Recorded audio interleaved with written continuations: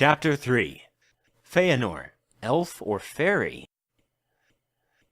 Haldir was back at his group a couple hours after having spoken with Namo. As sleep wasn't necessary, along with the fact that he couldn't even tell if it was day or night, the little counseling groups would continue on an endless cycle. So now he was with his second of 4 groups. Once he had gone through them all, he would then have roughly the same amount of time which it had taken to complete all 4 to do whatever he wished, and then the rotation would begin again. Namo had ignored Sauron's complaining since his remark about Finrod, and had proceeded to tell Haldir exactly what would be happening. You will need to alert your groups that you will now be absent, firstly. Then you can take care of any personal business you might have. But please make it quick. I don't want to be waiting around in these halls forever. He contemplated this statement for a moment as they began to leave the prisons. Well, that was ironic. Anyway, once this is done, come back here and I'll get Sauron out, and the two of you can go through the whole re-embodiment process. Haldir continued walking silently for a moment when a part of what Namo had said struck him. Us too? He asked. Yes. You mean he gets a body too? Of course not. He just goes through the whole process for no particular reason. I just felt like wasting time by sticking around and making him appear to get a body. Namo said, sarcasm thick in his voice. Burn. Haldir said under his breath. There is no way that he can figure out how to properly interact with people if he doesn't have a body. How many living people do you see communicating with the dead? Haldir ignored the logic in this and pressed on. Is that safe, though? I mean, couldn't he hurt people or something? No, not really. He doesn't have much power left to him, that he could use physically at least. The only real power he has is what wisdom he had from being a Maya. But it shouldn't be a problem. But when he has a body, couldn't he... Do you think we plan on letting him have the form of some dark overlord or something? Namo asked him.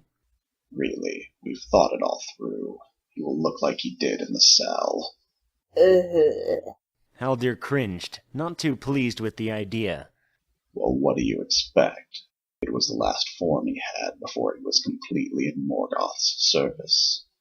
Haldir couldn't help but make a face at this. You all let him go around like that?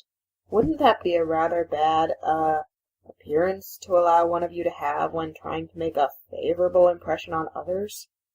He wasn't out enough to really affect anybody. In fact, nobody noticed that he was gone for a long while, as he usually kept to himself. He was one of those smithy people who did various crafts like metalworking or jewel cutting. Those ones don't care much for appearance, so nobody really cared that he looked that way. Except for the elves in hindsight. He glanced at Haldir. What is up with you guys and looks, anyway? Haldir shrugged. Must be something in our psyches. Sure. Namo replied, obviously unconvinced. After that, they had gone separate ways, with Haldir off to see his second group and Namo to do whatever it was that was required of him. The second group was probably his favorite, to be completely honest. Nobody in there had died terribly dramatic deaths. Of course, that was in relation to, say, Maedhros or Eol. They were all normal elves who had lived uneventful lives and had somehow died. That didn't, however, give them the credit of dying in noble or honorable ways. In fact, they all made Haldir's little self-sacrificing thing look really good. Sometimes he found it surprising that they had been able to live as long as they had. He never said that, of course. It wouldn't be nice. All the same, it did not stop him from thinking it. There was no hope that things meant to be secrets would stay as such. By the time he had met with them, the group knew that Haldir had met with the Lord of the Halls for some reason, and they were all curious to know about it. This was more than Haldir could have said about his first group. Had they known about the meeting, Feanor would have more than likely gone off on some egotistic speech. He was always full of those. As this group very rarely took part in the things that were normally considered counseling, it did not surprise Haldir that they wanted to know the story. Before he had returned to the groups, however, Namo had told him that he could not share what he was going to do. It was meant to be secret, and that was just the way it would have to be. There was one aspect that he did have to share with him, though. After this group, somebody will be taking my spot, he said. What? One of the elves, a Merenwen, asked, tipping her head to the side.